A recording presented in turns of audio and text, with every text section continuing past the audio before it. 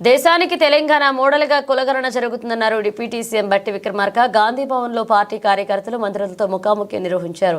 ఈ సందర్భంగా మాట్లాడిన ఆయన ప్రజా సమస్యలను పరిష్కరించేందుకు ప్రభుత్వం కృషి చేస్తుందన్నారు. ప్రజలతో సీఎం మంత్రులు మమేకమవుతున్నారని చెప్పారు.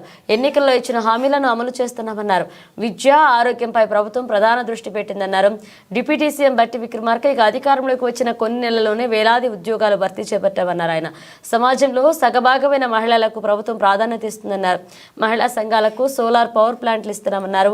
రాహుల్ పిలుపు మేరకు రాష్ట్రంలో కులగణన చేస్తున్నామని చెప్పారు. దీనిపై కొందరు రాజకీయ నాయకులు దీనిపై దుష్ప్రచారం చేస్తున్నారని విమర్శించారు.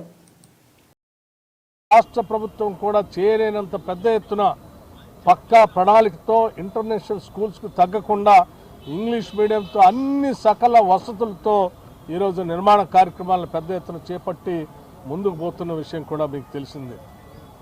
అలాగే నేటి చిన్నారులు, నేటి బాలురు, నేటి చదువుకునే విద్యార్థులే రేపటి భవిష్యత్తు.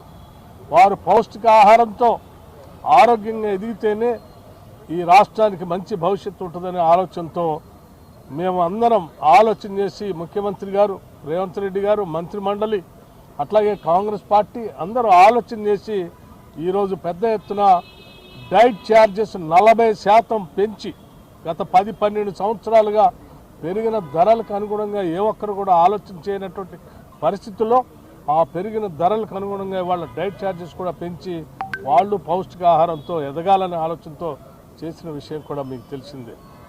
అట్లాగే 200 యూనిట్లు ఉచితంగా ఇచ్చే కరెంటు కానీ, లేకపోతే ఉచితంగా బస్సు ప్రయాణం కానీ, మహిళలకి 500 రూపాయలకే గ్యాస్ సిలిండర్లు కానీ, లేకపోతే ఇల్లు లేని నిరుపేద ప్రజలకి 5 లక్షల రూపాయలతో ఇచ్చే ఇందిరమ్మ ఇళ్ళు కానీ ఇత్యాది అనేక పథకాలు ఈరోజు ప్రజల కోసం చేసి ముందుకు పోతున్నటువంటి విషయం కూడా మీకు తెలియదు కాదు.